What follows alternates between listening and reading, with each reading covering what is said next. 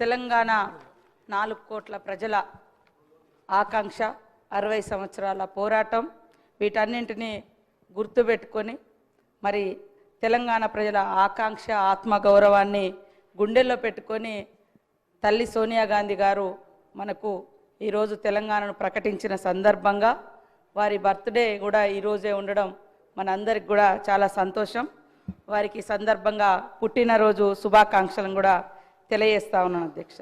ఈరోజు జరుగుతున్నటువంటి విగ్రహావిష్కరణ కార్యక్రమాన్ని ఆయా పార్టీలు వాళ్ళ సొంత ఎజెండాను ఈ విగ్రహం చుట్టూ, ఈ తల్లి విగ్రహం చుట్టూ రాజకీయాన్ని చేస్తున్నటువంటి పరిస్థితి మనం చూస్తూ ఉన్నాం.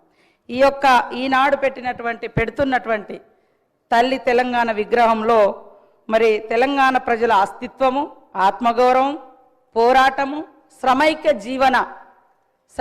జీవన మరి రూపము, ఆశీర్వాదం, తల్లి యొక్క బ్లెస్సింగ్స్ ఇవన్నీ కలగలిసినటువంటి నిండు రూపము తెలంగాణ తల్లి రూపము ఈరోజు మనం ఆవిష్కరించుకోవడం కూడా చాలా సంతోషం అధ్యక్ష. ఇందాక బీజేపీ వాళ్ళు కానీ బయట బీఆర్ఎస్ వాళ్ళు కానీ మాట్లాడుతున్నది తెలంగాణ తల్లి విగ్రహాన్ని మారుస్తున్నారని. అయ్యా, ఇప్పటి వరకు అధికారికంగా 10 సంవత్సరాల కాలం నుంచి మరి ఎక్కడైనా అధికారికంగా తెలంగాణ తల్లి విగ్రహాన్ని ఆవిష్కరింపచేసిర్రా? కేవలం వాళ్ళ పార్టీ రూపాలు, వాళ్ళ జెండా రూపము, మరి కేటీఆర్ చెల్లికి దేవతా విగ్రహ రూపాన్ని ఇచ్చుకుంటే ఎట్లా ఉంటుందో ఆ రకమైనటువంటి విగ్రహాలను వాళ్ళు పెట్టుకొని దాన్ని తెలంగాణ తల్లిగా వాళ్ళు ఇన్ని రోజులు ప్రజల మీద రుద్దిండ్రు. కానీ ఈరోజు మనము పెట్టుకునేది సాటి తల్లులు, చెల్లెలు, అమ్మలు ఎట్లా ఉంటారో, తెలంగాణ బిడ్డల యొక్క అస్తిత్వం ఎట్లా ఉంటుంది అనే రూపాన్ని మనం ఈరోజు ఇచ్చుకోవడం జరుగుతూ ఉంది. 10 సంవత్సరాలైనా కూడా వాళ్లకు కనీసం ఒక తల్లి విగ్రహాన్ని ఏర్పాటు చేసుకుందాం అనేటువంటి ఆలోచన రాలేదు. కనీసం మరి నిండు గుండెల నిండా పాడుకునేటువంటి జయ జయ తెలంగాణను ఒక రాష్ట్రీయ గీతంగా ఏర్పాటు చేసుకుందాం అనేటువంటి ఆలోచన వాళ్ళకు రాలేదు. ఈరోజు అవి మనం చేస్తూ ఉంటే మాత్రం అడ్డుకుంటా ఉన్నారు. మనం అన్నట్టుగా, మనం విన్నట్టుగా గుండెల మీద, నెత్తి గుండుల మీద కూడా మా సోదరులు కానీ సోదరిమణులు కానీ అంటే రకరకాలుగా టీజీ అని పెట్టుకుంటే మాత్రం వాళ్ళ పార్టీకి వచ్చే విధంగా బీఆర్ఎస్ పార్టీ వాళ్ళు టీఎస్గా మార్చుకున్నారు. మరి తెలంగాణ ఉద్యమంలో టీజీ అని పెట్టుకున్నది వాళ్ళ అధికారానికి రాగానే వెంటనే టీఎస్గా మార్చుకున్నప్పుడు మా సోదరులు ఎవరు కూడా మరి వాళ్ళే అధికారంలో ఉన్నారు, కేంద్రంలో ఇక్కడ కూడా ఉన్నారు, బీజేపీ వాళ్ళు కనీసం మాట్లాడలేకపోయారు. ఈరోజు ప్రజల ఆకాంక్షను ఆవిష్కరింపజేసే విధంగా జరుగుతున్న దాన్ని మాత్రము రాజకీయం చేస్తున్నారు. ముఖ్యంగా మేము తెలంగాణ కోసమే పుట్టినాం, తెలంగాణ కోసమే చేస్తామని చెప్పినటువంటి ఈనాటి బీఆర్ఎస్ పార్టీ తెలంగాణ పేరుతోటి అధికారంలోకి వచ్చిన తర్వాత ఇక ఈ రాష్ట్రంలో మాకు ఎదురేం లేదు, ఇక మేము దేశమంతా వ్యాపిస్తాం కాబట్టి భారత రాష్ట్ర సమితి అని కూడా తెలంగాణ అనేటువంటి పదాన్ని కూడా వాళ్ళు తొలగించారు. వాళ్ళు ఇవాళ మళ్ళీ తెలంగాణకు వ్యతిరేకం, తెలంగాణ అస్తిత్వానికి వ్యతిరేకం. అయ్యా, వేరే వాళ్ళు పాట రాస్తే మీరు రాష్ట్రీయ గీతంగా మనసొప్పలేదు పెట్టడానికి. కనీసం ఒక్కరోజు కూడా స్కూళ్ళల్లో, బళ్ళల్లో, గుళ్ళల్లో ఎక్కడ కూడా ఆ యొక్క గీతాన్ని మీరు వినిపించడానికి, వినడానికి కూడా ఇష్టపడలేదు. ఈరోజు మా అందరికి గర్వంగా కూడా ఉంది. ఎక్కడ వెళ్ళినా కూడా ఫస్ట్ జయ జయ తెలంగాణ అని ఒక దళిత బిడ్డ రాసినటువంటి పాటను మేమందరం కూడా వింటుంటే నిజంగా మనసు పులకరిస్తూ ఉంది. అదేవిధంగా ఇక్కడ చూస్తున్నటువంటి ప్రతిరూపం తల్లి విగ్రహాన్ని కూడా చూస్తుంటే మమ్మల్ని మేము చూసుకున్నట్టుగా, మా అక్క చెల్లెలను చూసుకున్నట్టుగా, మా తల్లులను చూసినట్టుగా మాకు అనిపిస్తూ ఉంది. దాంట్లో ఎలాంటి రాజకీయం లేదు. కాకపోతే ఏంటంటే వాళ్ళకు, బీఆర్ఎస్ వాళ్లకు వాళ్ళ ఇంట్లో ఉండేటువంటి రూపం, నేను ఎప్పుడో 2-3 ఏళ్ల కింద నుంచే మాట్లాడుతున్నా, ఆ విగ్రహ రూపం చూడండి. ఎవరైనా శ్రమైక జీవనం ఉందా? మీరు తెలంగాణ తల్లి విగ్రహం పెట్టండి, కానీ దేవత రూపం ఇచ్చి ఇవాళ కొంతమంది ధనము ధాన్యంతో ఉండొచ్చు, కానీ తెలంగాణ సమాజం అట్లా లేదు.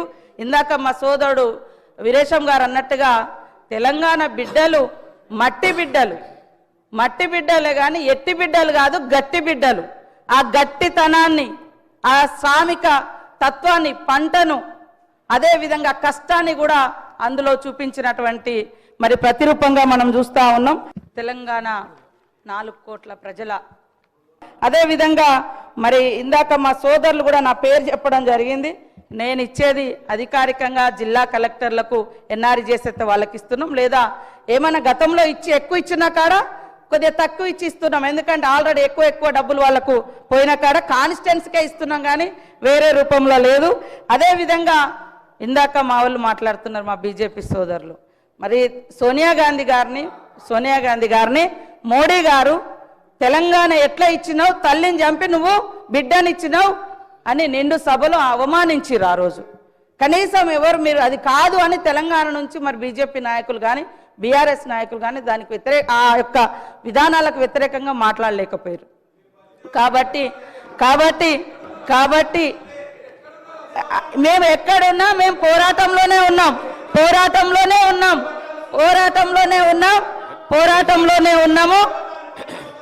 1200 మందిని 1200 మంది అని ఆ రోజు కేసీఆర్ అని ఆయన అధికారానికి వచ్చినాక మళ్ళీ 400 మంది కుదించారు. కనీసం మీరైనా ఇవ్వలేదు. ఎక్కడ ఉన్నాం అనేది అంటే మేము ఎక్కడున్నాం, ప్రజలలో ఉన్నాం, పోరాటంలో ఉన్నాం. తెలంగాణ ఉద్యమంలో నేను కూడా జైలు వేసిన 7 రోజులు ములుగు కేంద్రంగా నిరాహార దీక్ష కూడా చేసినాం. నేను అనేది సరే అదే తెలంగాణ వచ్చిన తర్వాత కూడా తెలంగాణను కించపరిచే అవసరం అంటున్నా. మేము ఎక్కడున్నామని మేము ఎక్కడున్నామో ఈ రోజు అదే పార్టీతో మీరు అంటగలుగుతున్నారు కదా. మేము ఆ రోజున్న పార్టీతోటి ఈ రోజు మీరు అంటగలుగుతున్నారు కదా. ఆ పార్టీ మీద డిపెండ్ అయ్యే ఇలా కేంద్రంలో మీ ప్రభుత్వం నడుస్తుంది కదా అని నేను అంటున్నా. కాబట్టి నేను అనేది ఆ రోజైనా ఈ రోజైనా మా గొంతులు తెలంగాణ ప్రజల కోసం వినిపించినాం. నిండు సభలో సోనియమ్మను పట్టుకొని కాంగ్రెస్ను పట్టుకొని మీరు తల్లిని చంపి తెలంగాణ ఇచ్చింది ఇది కరెక్ట్ కాదన్నప్పుడు ఇవాళ ఏం మాట్లాడుతున్నారు, ఈరోజు ఏం మాట్లాడుతున్నారు? కాబట్టి ఇవాళ రాజకీయాలలో వేరే రకం కేంద్రంలో పార్లమెంటు వేదికగా మాట్లాడితే మీరు ఎందుకు మాట్లాడలేదు? పార్లమెంటు వేదికగా 10 ఏళ్లలో జాతీయ గీతం రాకుండా రాష్ట్రీయ గీతం రాకుండా మీరు ఎందుకు మాట్లాడలేదు? కాబట్టి ఇవాళ తెలంగాణ ఇవ్వడాన్ని మీరు వ్యతిరేకించారే, తెలంగాణ ఇవ్వడాన్ని మీ మోడీ గారు వ్యతిరేకించారు. తెలంగాణ ఇవ్వడాన్ని మీ మోడీ గారు వ్యతిరేకించారు. కాబట్టి అధ్యక్ష కాంగ్రెస్ ప్రభుత్వం అధికారంలోకి వచ్చిన నాటి నుండి కాంగ్రెస్ ప్రభుత్వం అంటేనే మహిళల్ని గౌరవించే ప్రభుత్వం. ఇందిరాగాంధీ గారి కాడ నుంచి ఈ రోజు మహిళలకు ఇచ్చేటువంటి సంక్షేమ పథకాలన్నీ కూడా మహిళలను ఏ సమాజం అయితే మహిళ అభివృద్ధి జరుగుతుందో ఆ సమాజం అభివృద్ధి చెందినట్టుగా ఏదైతే మనం కొనబద్ధంగా తీసుకుంటామో ఆ విషయాన్ని మరి డాక్టర్ బిఆర్ అంబేద్కర్ గారు చెప్పిన పద్ధతిలో ఈనాటి గవర్నమెంట్ కూడా మహిళల యొక్క సంక్షేమం కోసం మొదటి నుంచి లాస్ట్ ఇయర్ ఇదే డిసెంబర్ 9th రోజు ఇదే అసెంబ్లీ వేదికగా ఇదే అసెంబ్లీ పక్కన మరి ఉచితంగా బస్సు ప్రయాణాన్ని కూడా మనం మహిళలకు ప్రారంభించిన రోజు అధ్యక్ష. ఈ రోజు వరకు 4,000 కోట్ల రూపాయలను ఉచిత బస్సు ప్రయాణానికి మనం ఖర్చు పెట్టడం జరిగింది. ఈ సందర్భంగా 118 కోట్ల మహిళా ప్రయాణాలు జరిగింది. నష్టాలలో ఉన్నటువంటి బస్సును ఆర్టీసీని ఈరోజు లాభాల్లోకి తీసుకొచ్చే ప్రయత్నం చేస్తూ ఉన్నాం. అదేవిధంగా గతంలో కాంగ్రెస్ ఉన్నప్పుడు దేశంలో 450-500 గ్యాస్ ఉంటే బీజేపీ వచ్చిన తర్వాత 1200 పెంచింది. ఇప్పుడు మా సోనియమ్మ గారి యొక్క ఆదేశానుసారం సీఎం రేవంత్ రెడ్డి గారు మా క్యాబినెట్ అంతా కూర్చొని మరి ఏదైతే వాగ్దానం చేసినామో 500కే మేము గ్యాస్ ఇస్తా ఉన్నాం. పేదింటి బిడ్డలకు కూడా గుడిసెలో వెలుగు నింపాలని ఉచితంగా 200 యూనిట్ల కరెంటు కూడా ఇస్తా ఉన్నాం. మీరు 10 ఏళ్లలో రైతులకు రుణమాఫీ చేయలేదు, తీసుకొస్తానన్నటువంటి బ్లాక్ మనీ తీసుకురాలేదు, 2 కోట్ల ఉద్యోగాలు ఇవ్వలేదు. ఇవన్నీ 11 ఏళ్ళైనా మీరు చేయలేదు. 1 ఇయర్లో చేయలేదు అనడం ఎంతవరకు, ఇదంతా మాట్లాడము ఎంతవరకు కరెక్ట్ సార్? కాబట్టి ఇది విగ్రహానికి సంబంధించినటువంటి సభ, విగ్రహావిష్కరణ ఈరోజు జరుగుతున్నటువంటి సమావేశము. సీఎం రేవంత్ రెడ్డి గారు ఇవాళ విగ్రహావిష్కరణకు సంబంధించినటువంటి ఇన్విటేషను స్టేట్మెంట్ ఇవ్వడం జరిగింది. దాని నుంచి డైవర్ట్ చేసి రాజకీయాలు మాట్లాడుతున్నారు. అందుకనే నేను మాట్లాడాల్సి వచ్చింది. కాబట్టి ఈరోజు మనం ప్రతిష్ఠింప చేసుకునేటువంటి తెలంగాణ తల్లి విగ్రహం ప్రతి ఇంట్లో ఒక ఆడపడుచు విగ్రహం లాగా మాకు కనిపిస్తుంది. కాబట్టి మీ ఇందాక నేను మండలికి పోయినా బీజేపీ సభ్యులు 100% సపోర్ట్ చేశారు. ఇక్కడ మాత్రం వీళ్ళు కావాలని రాజకీయం చేస్తున్నారు. బీఆర్ఎస్ వాయిస్ బీజేపీ వాయిస్ ఒకటే అనేది స్పష్టమవుతుంది. వాళ్ళు బయట చేస్తారు, మీరు లోపల చేస్తారు, అంతకంటే తేడా లేదు. కాబట్టి ఈ విగ్రహాన్ని తెలంగాణ అస్తిత్వ విగ్రహం ఇది. అందరూ సంతోషంగా ఈ సభలోకి రావాలి, విగ్రహావిష్కరణ సభలోకి రావాలని కోరుతా ఉన్నాను.